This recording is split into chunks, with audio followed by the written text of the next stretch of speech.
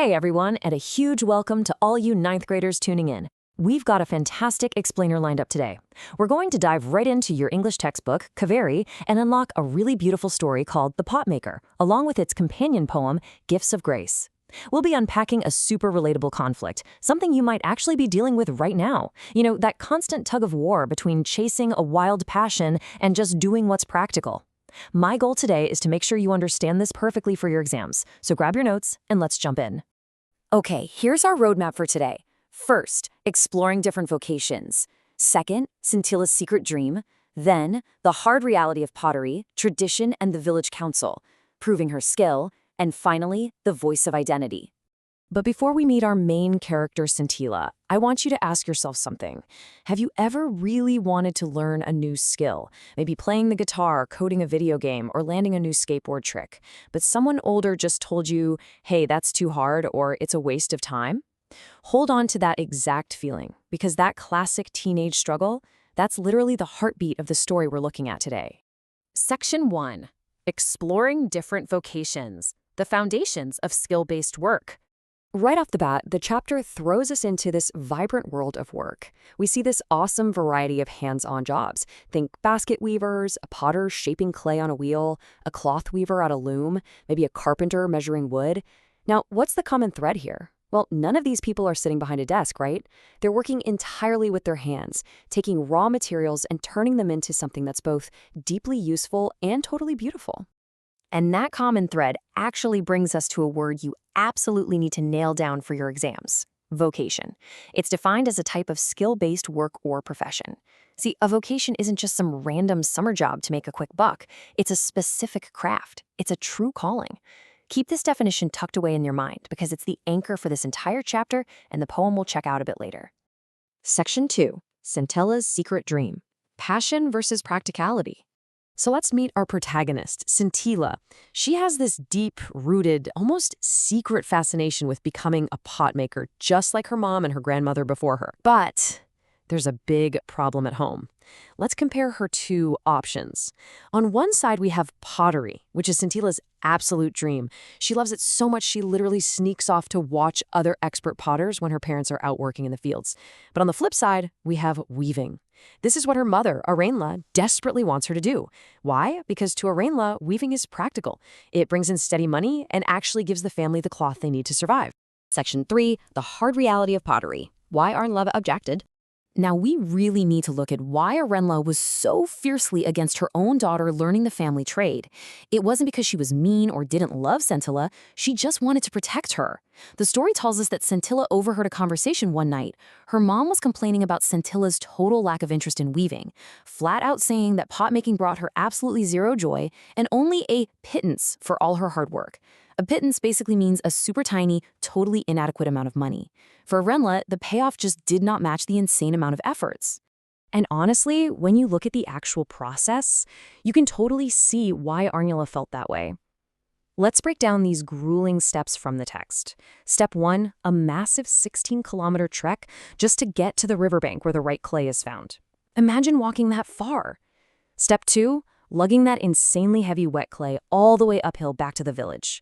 Talk about a backache. Step 3, tediously pounding the stubborn, hard clay inside bamboo cylinders just to get it soft enough to use. And step 4, carefully firing the clay in a kiln on a bed of hay and dried bamboo. One tiny mistake with the temperature, boom, the whole batch is ruined. It was just pure physical exhaustion. So after months, literally months of this intense labor, dropping molds from sheer exhaustion and having to start over, what do you actually get? A small batch of pots. And the financial reward for all that blood, sweat, and tears? Just a few rupees. So putting ourselves in Aranla's shoes for a second, her frustration and her desperate push for Scintilla to pick a safer, better-paying path like weaving, well, it makes a whole lot of sense, doesn't it? Section 4. Tradition and the village council. Skills belong to the community. But here's the thing about true passion. Scintilla couldn't just turn it off. Her secret little visits to the other village potters started stirring up local gossip.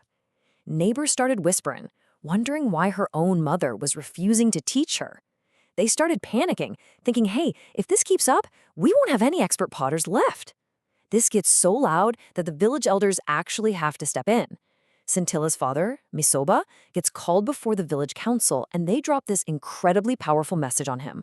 Skills such as pot making, which not only catered to the needs of the people but also symbolized the tradition and history of the people, did not belong to any individual. Basically, the elders are laying down the law, reminding the family that true experts have a duty to pass down their knowledge to anyone willing to learn. It's way bigger than just making money. It's about keeping their entire culture alive. Section 5. Proving her skill. Scintilla's moment of triumph. So how does this all boil over? We finally hit the climax of our story on this bright, sunny day out in the pottery shed. It's the kind of day where you have to make as many pots as humanly possible before the sun goes down. Scintilla is paying super close attention to her mom. I mean, she is observing every tiny detail.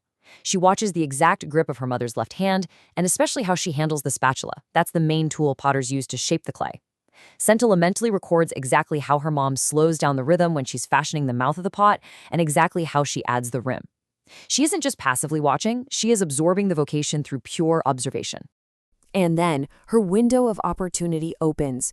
Arena starts complaining of a headache and a backache. She tells Scintilla to try and make as many pots as she can, and then she steps out of the shed. Scintilla is shocked. She's a bit hesitant at first, naturally, but once she touches the dough, she handles it deftly. Now, deftly is a fantastic vocabulary word for you guys. It means doing something in a way that is neatly skillful and super quick. She falls into perfect coordination, beating the dough exactly the way she'd spent all those hours watching her mother do it. And the result? Absolute triumph. When Arnla finally comes back, she walks in to find that Scintilla has crafted almost as many pots as she usually does herself. It's incredible.